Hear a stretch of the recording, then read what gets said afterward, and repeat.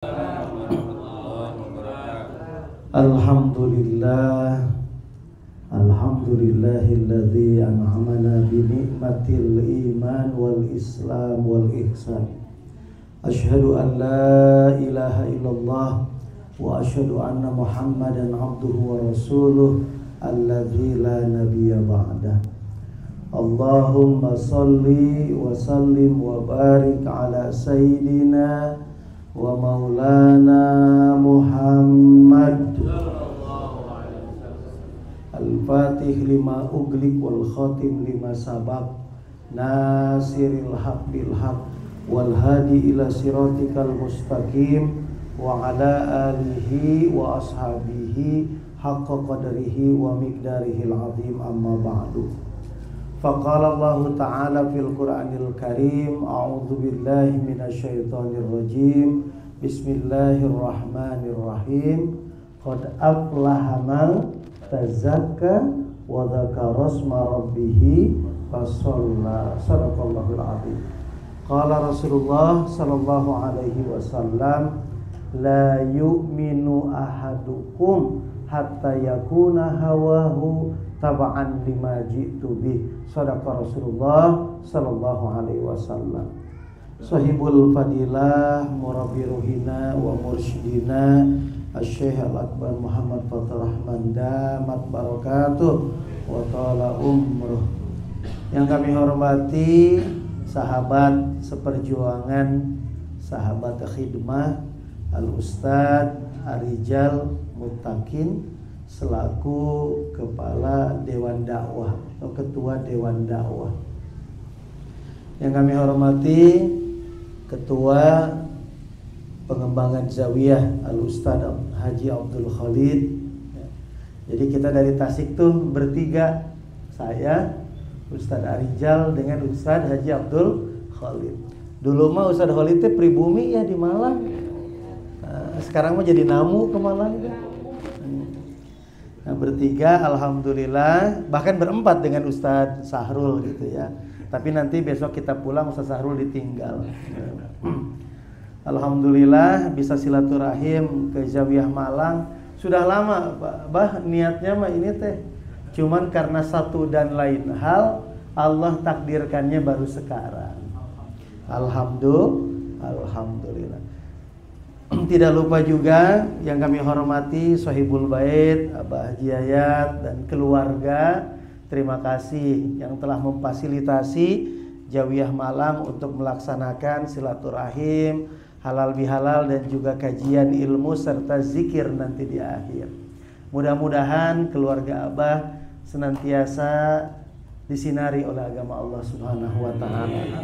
Senantiasa keluarganya ada dalam ketenangan, kecintaan dan keluarga yang penuh dengan kasih sayang. Anak keturunannya dijadikan anak keturunan yang soleh, yang soleha. Ketika kita meninggal dunia nanti ada anak yang mendoakan dan memohonkan ampun atas dosa-dosa kita. Semua yang hadir pun doa yang sama. Tidak lupa saya ucapkan terima kasih juga kepada pembawa acara Ustadz Ibnu ya. Ini kader ini ya. Mudah-mudahan kita doakan, mudah-mudahan Ustadz Ibnu jadi Ustadz ini.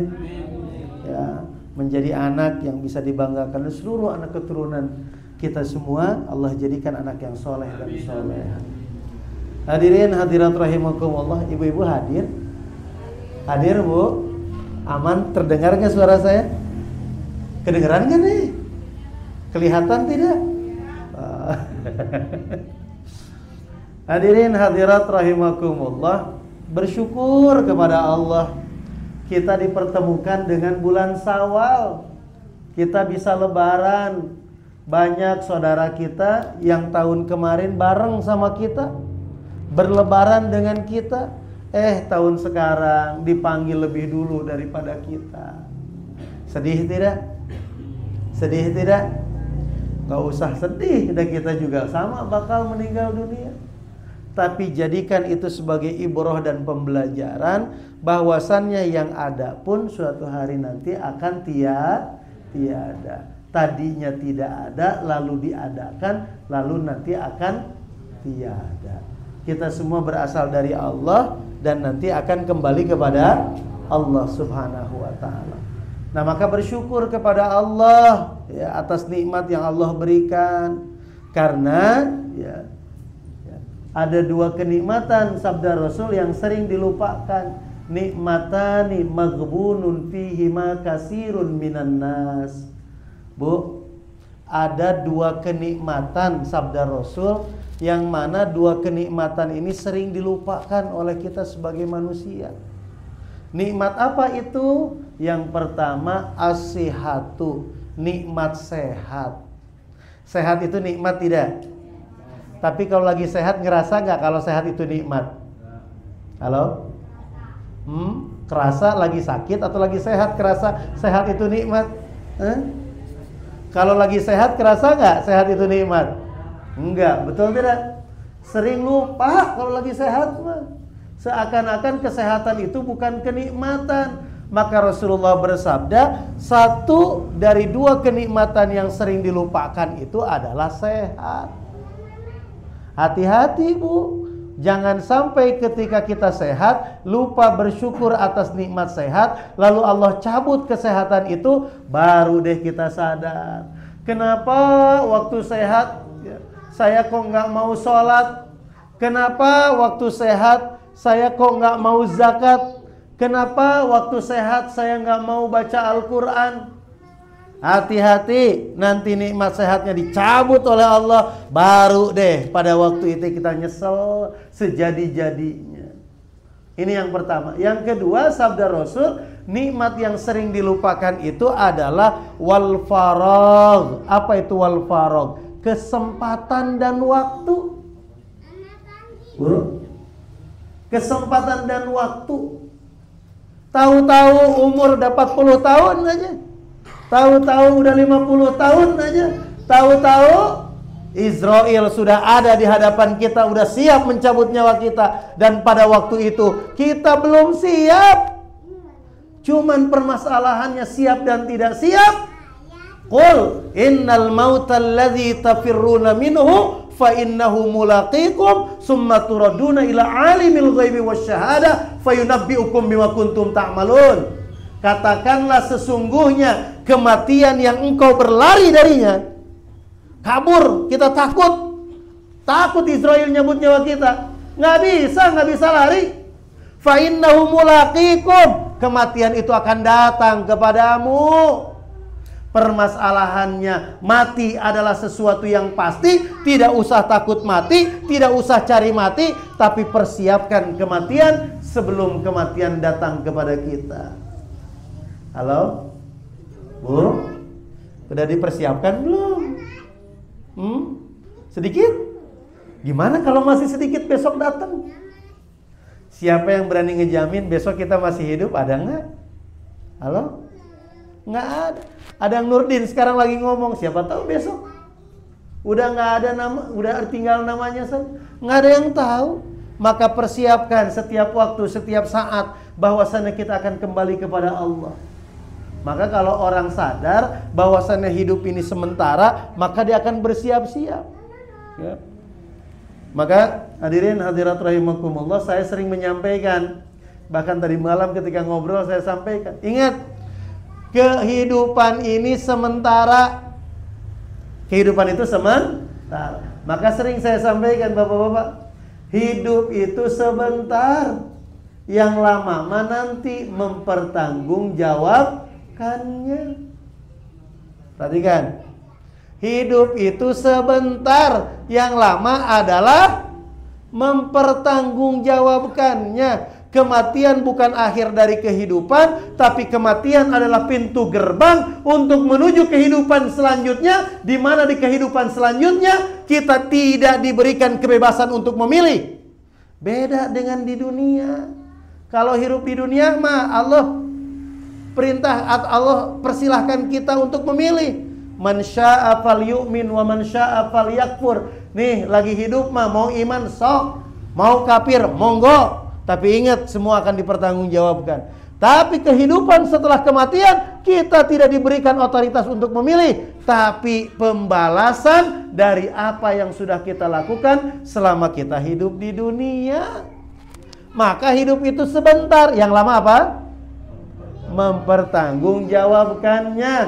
Ya, dalam Al-Quran dijelaskan bahwa Pak, 1 hari di akhirat 1000 tahun di dunia.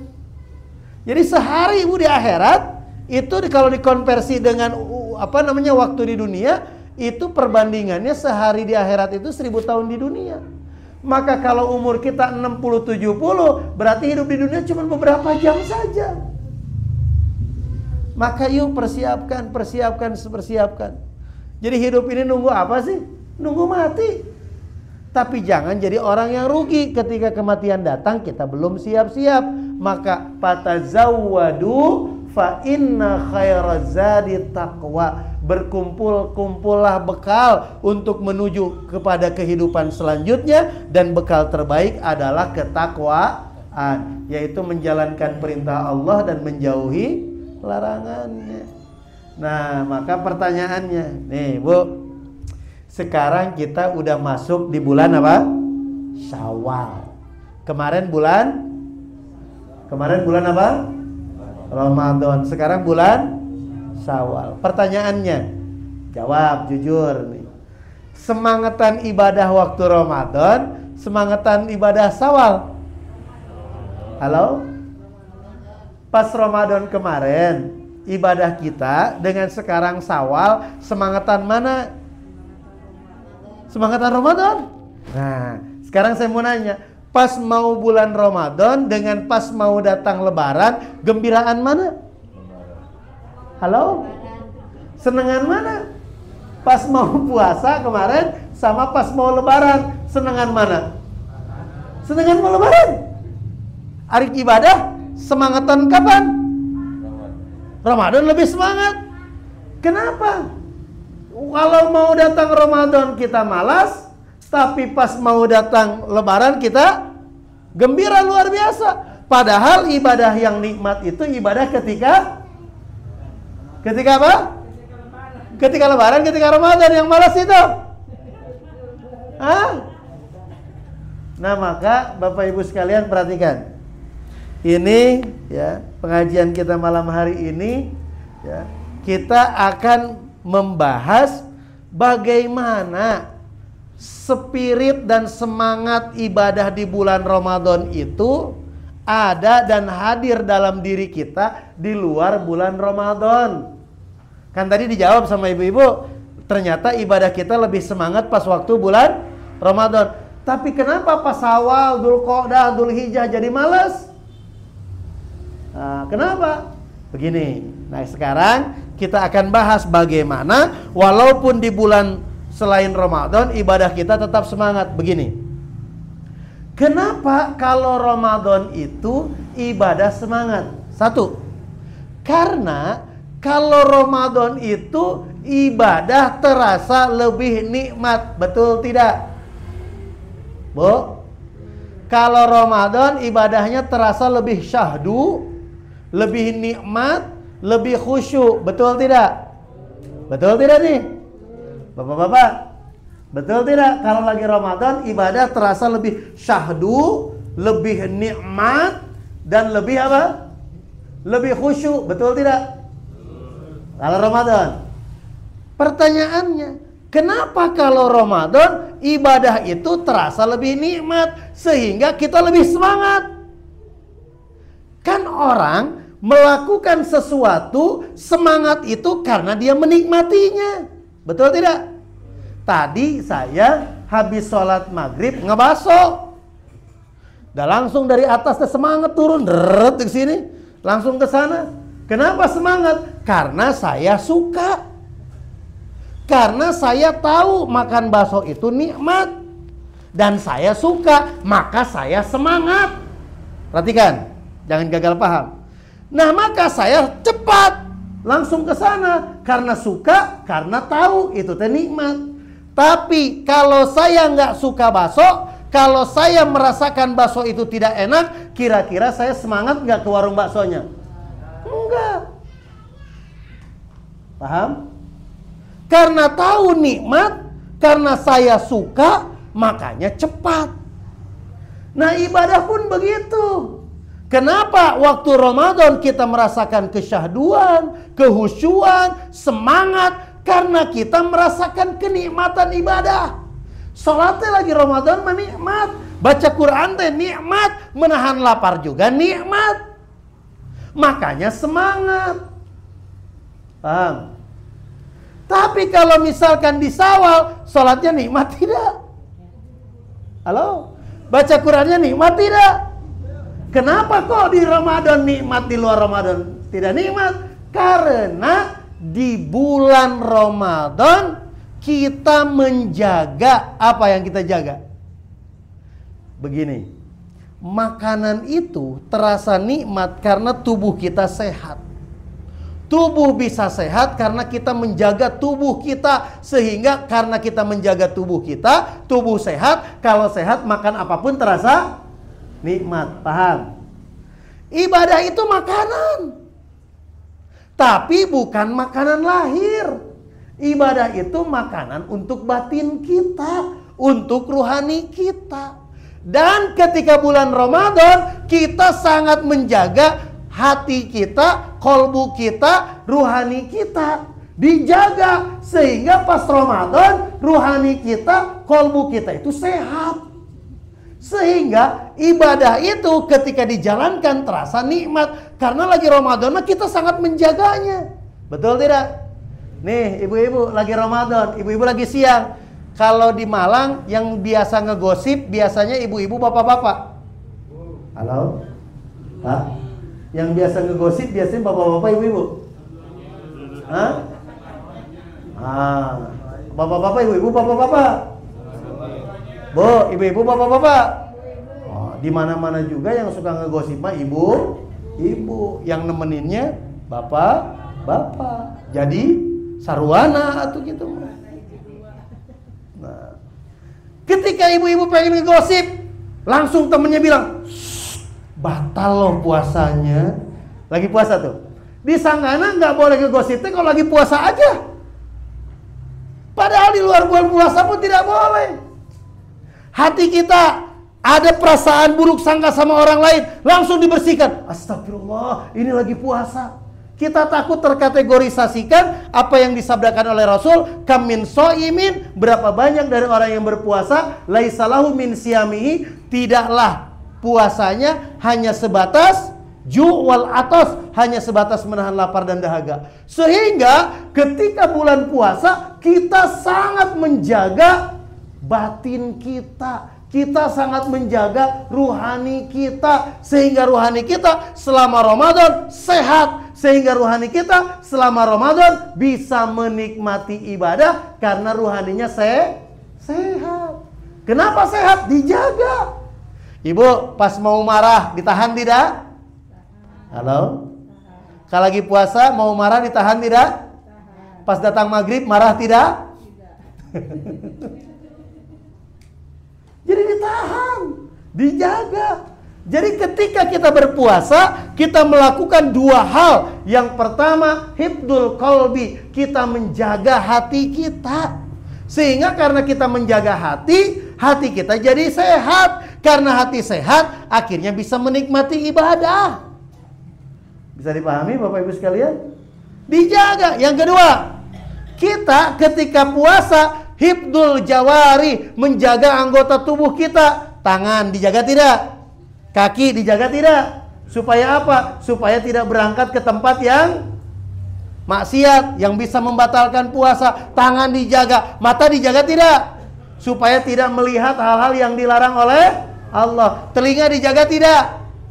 Ketika puasa kita melakukan dua proses, hifdzul qalbi wa hifdzul jawari. Sehingga apa? Anggota tubuh kita terjaga dari perilaku yang dilarang oleh Allah. Hati kita terjaga dari perilaku yang dilarang oleh Allah. Sehingga ketika puasa, ruhani kita sehat. Karena ruhani sehat, maka bisa menikmati ibadah. Karena menikmati ibadah, maka ibadah itu terasa nikmat. Kalau nikmat biasanya bagaimana? Halo? Bu, kalau nikmat gimana? Cukup atau nambah? Saya makan bakso tadi, Bah, di sana. Nanti nambah teh era we bah gitu. Bayangin, saya makan. Habis tuh satu mangkok. Habis tuh makan satu piring. Kalau makannya enak, nambah tidak? Nambah tidak? Nambah. Orang makan enak, pasti nambah. Orang makan tidak enak, nambah nggak? Boro-boro, yang ada aja nggak habis. Ibadah pun begitu. Kalau ibadah nikmat, pasti nambah. Kalau ibadah nggak nikmat, jangankan nambah, yang ada aja ogah-ogahan. Biasanya kita nunggu waktu sholat, ditunggu waktu sholat.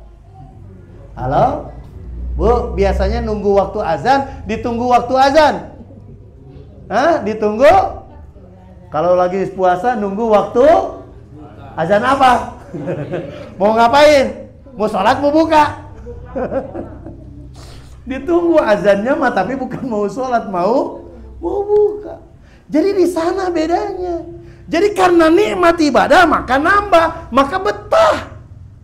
Makan enak nambah, ibadah nikmat nambah, maka setiap kewajiban ibadah pasti Allah tambah dengan yang sunnah.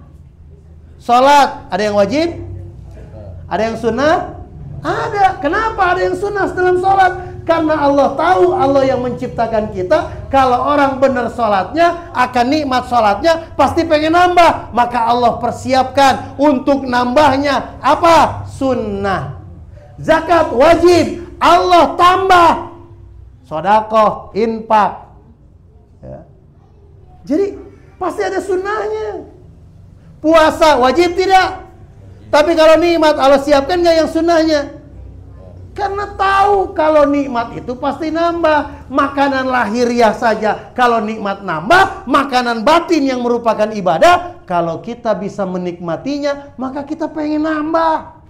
Maka Allah persiapkan ibadah sunnah. Kenapa Allah persiapkan ibadah sunnah? Karena Allah tahu setiap orang yang beriman ketika beribadah dengan totalitas, menikmati ibadah, pasti dia akan nambah.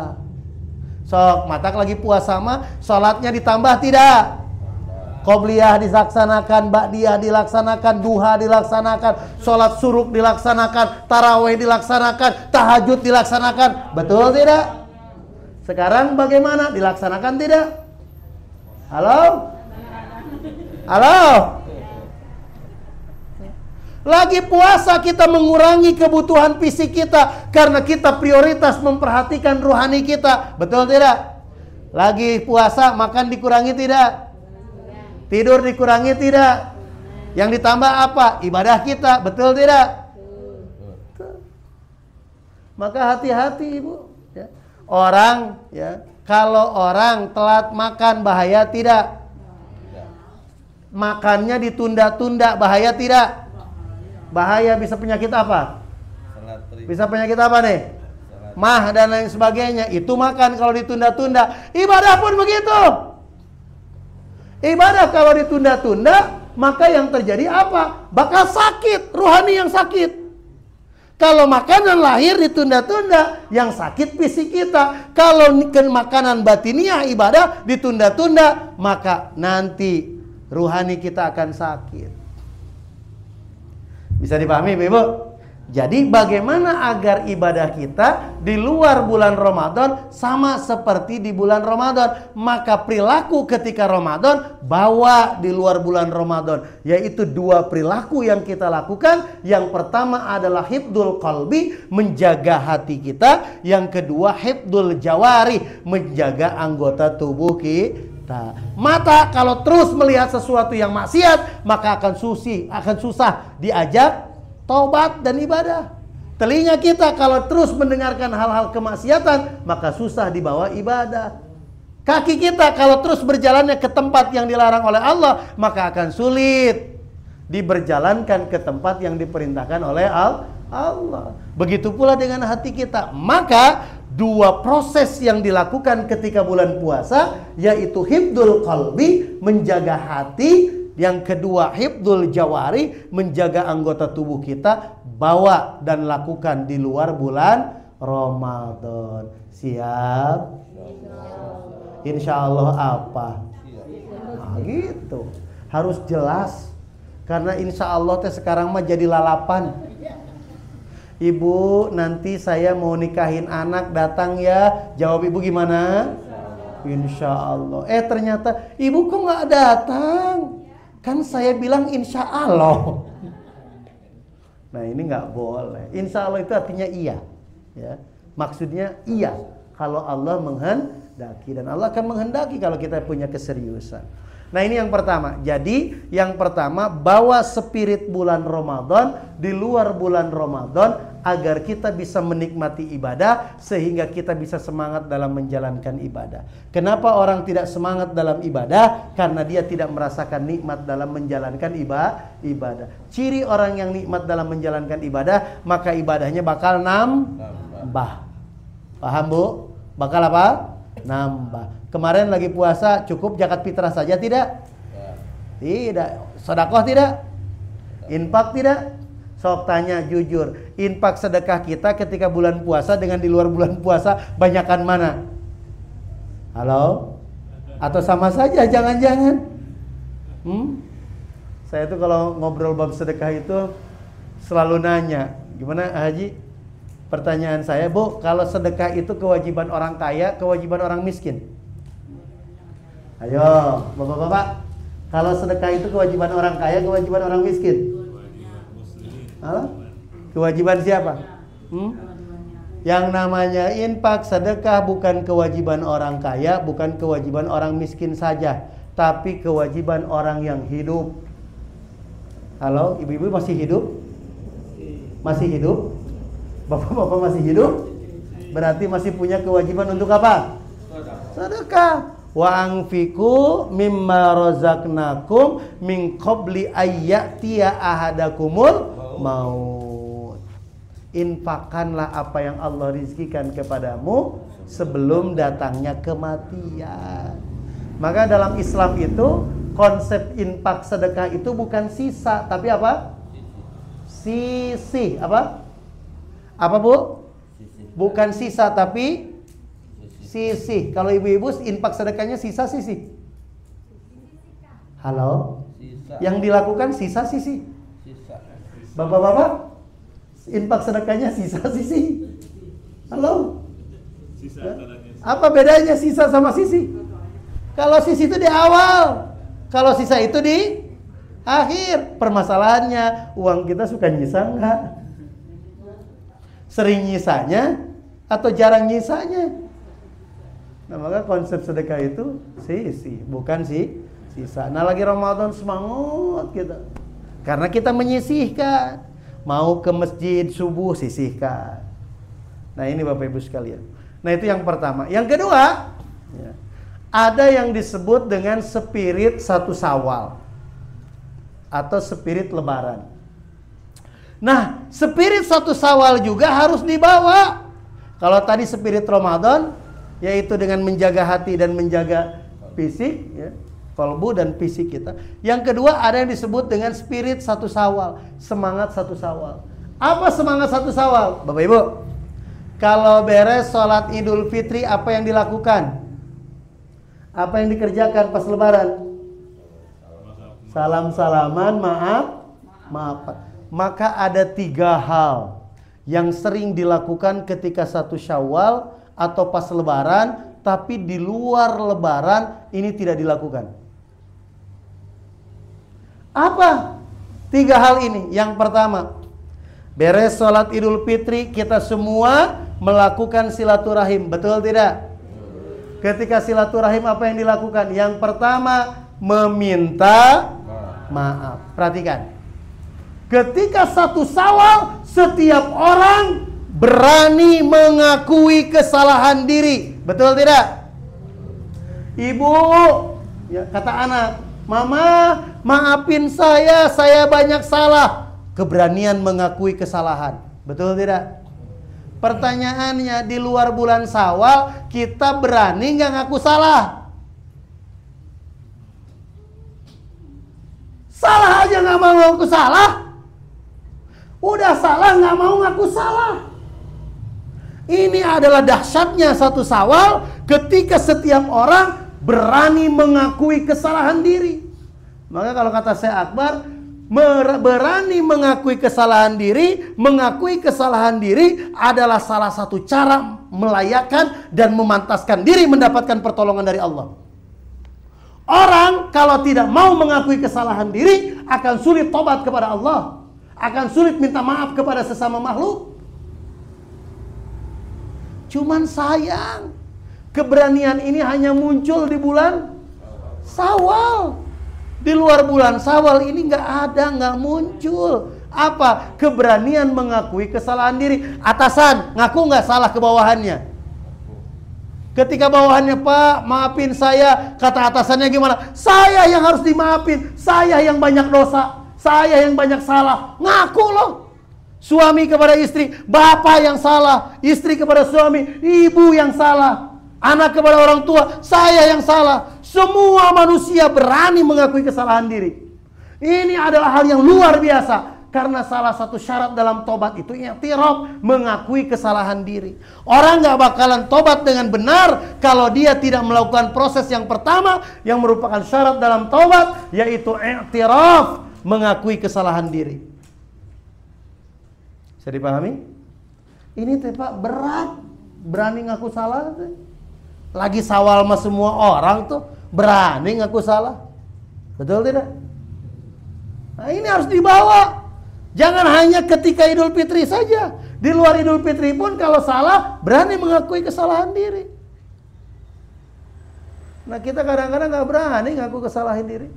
Mengakui diri kita salah tuh gak berani. Yang kedua, ketika bulan Syawal apa? Setelah berani mengakui kesalahan diri, yang kedua berani meminta maaf, nggak malu minta maaf. Lagi Syawal, semua minta maaf tidak? Berani nggak? Nggak malu kan? Tapi kalau di luar bulan Syawal, mulai itu berat ngaku salah, mulai berat meminta maaf. Ini yang bahaya. Ini semangat Syawal nih, semangat berani mengakui diri salah, semangat berani meminta maaf. Dan yang ketiga, dahsyatnya bulan Syawal yang menjadi spirit dalam Syawal apa? Coba. Berlapang dada, berlapang hati, memaafkan orang lain.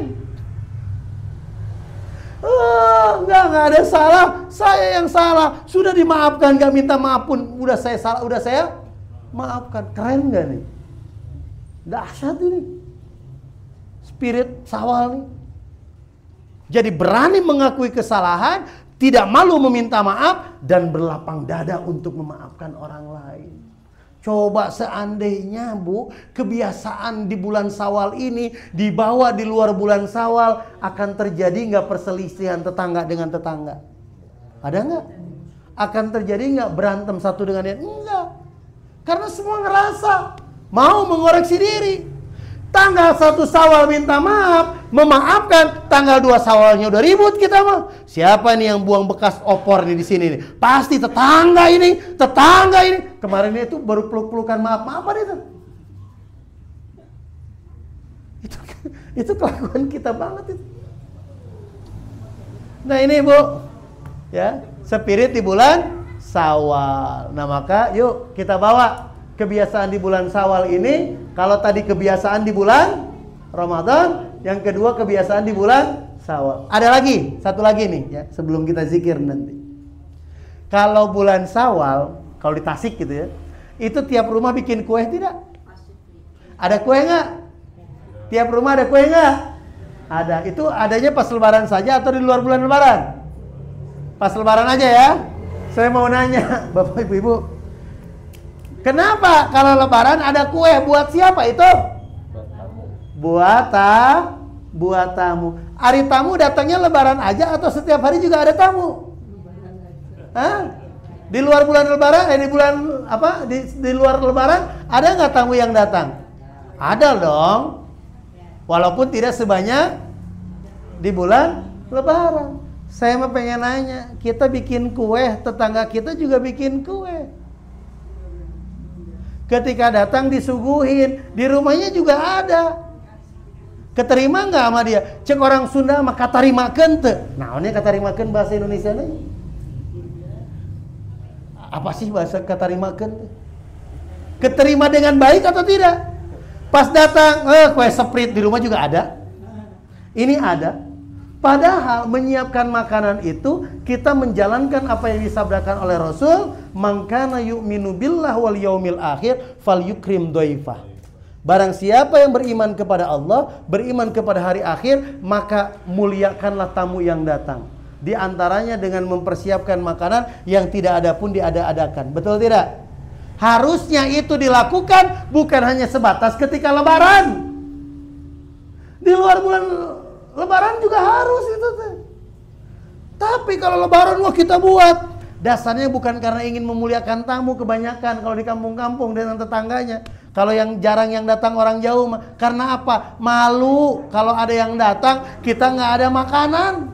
Dasarnya bukan untuk memuliakan tamu, tapi banyak yang mendasarinya apa? Rasa malu. Ini yang bahaya. Kalau Lebaran, orang disiapin makanan, di rumahnya juga ada, biasa-biasa saja. Justru di luar bulan di luar Lebaran, di luar Syawal, kita harus mengikram setiap tamu yang datang. Yang nggak ada pun harus diadakan. Seperti Nabi Ibrahim alaihissalam ketika kedatangan dua sosok manusia yang datang, langsung menyiapkan makanan. Ketika makanannya disiapkan tidak dimakan, kaget. Kenapa? Ternyata yang datang bukan manusia tapi malaikat. Tapi ada satu hal yang perlu ditiru dari Nabi Ibrahim, apa? Selalu ingin menjamu tamunya, mengikram tamunya, memuliakan tamunya, karena yakin setiap tamu yang datang ad-duyuf ya'ti bi barakatihi. Setiap tamu yang datang dengan keberkahannya. Ketika mereka pulang dengan segala membawa segala dosa dari pribumi yang didatanginya. Maka harus senang kalau kedatangan tamu teh. Nah, ini adalah spirit di bulan Ramadan, spirit di bulan Syawal, dan mudah-mudahan kita dimampukan membawanya. Jadi yang pertama, agar nikmat ibadah seperti bulan Ramadan, maka lakukan apa? Hifdul qalbi, menjaga hati. Yang kedua, hifdul jawarih, menjaga anggota tubuh kita. Yang kedua, ya, terus bawa spirit bulan Syawal, yaitu keberanian mengakui kesalahan, keberanian meminta maaf, dan kelapangan hati memaafkan. Yang ketiga tadi, ya, kebiasaan di bulan Syawal kita ingin selalu menjamu setiap tamu yang datang, bawa itu di luar bulan Syawal, sehingga itu harus menjadi satu kebiasaan. Siap mengamalkannya ibu-ibu? Udahlah, ngajinya nggak usah lama-lama. Alhamdulillah, mudah-mudahan apa yang disampaikan bisa menjadi keberkahan buat kita semua. Yang hadir ada yang dari Kediri, dari mana lagi? Sidoarjo, Wajak, terus mana lagi nih? Puskopat dan lain sebagainya yang datang. Mudah-mudahan yang datang diberikan keberkahan oleh Allah Subhanahu wa taala. Pulang dari sini diampuni dosa-dosanya, dihasilkan segala hajat dan keinginannya. Yang punya problem dan masalah diberikan makhraja, jalan keluar oleh Allah Subhanahu wa taala. Nah, Bapak Ibu sekalian, datang ke majelis ilmu itu jangan takut. Orang yang nuntut ilmu itu akan diberikan banyak keberkahan oleh Allah Subhanahu wa taala, ya. Diberikan keberkahan banyak. Jadi mudah-mudahan yang hadir semua diberkahkan oleh Allah Subhanahu wa taala. Disehatkan, yang sakit disehatkan. Hadirin hadirat rahimakumullah, alhamdulillah. Jadi pada Syawal kali ini kami dari pengurus Pusat Tarekat Idrisiyah, dalam hal ini terkhusus Majelis Ketarekatan, dimampukan untuk silaturahim ke Malang. Ya, walaupun nggak bisa sebulan sekali, nggak bisa 3 bulan sekali, nggak bisa 6 bulan sekali, atau mudah-mudahan setahun sekali gitu ya. Mudah-mudahan ada rezeki semuanya dimampukan untuk silaturahim. Ya, kalau ke majelis ilmu itu senang tidak? Kalau di majelis ilmu itu bahagia tidak? bahagia. Orang yang bahagia ketika menjalankan ibadah, ciri hatinya dalam keadaan baik-baik saja. Nah hadirin hadirat rahimakumullah, itu saja yang bisa disampaikan. Mudah-mudahan besar manfaat buat kita semuanya. Untuk selanjutnya ya, jadi ibu-ibu, kalau majelis itu harus komplit. Ada majelis ilmunya, ada majelis dzikirnya, kita tobat bersama-sama, kita berdoa bersama-sama, belajar muhasabah. Jadi kalau zikir bareng itu riyadhah. Ya, ini perlu diketahui nih. Jadi kalau zikir berjamaah pakai suara keras itu teh riyadhah. Ari riyadhah teh apa? Latihan. Zikir yang sesungguhnya mah ketika kita sendiri sambil kerja hatinya terus zikir, ingat kepada Allah. Dalam keseharian lisannya tidak pernah berhenti dari beristighfar.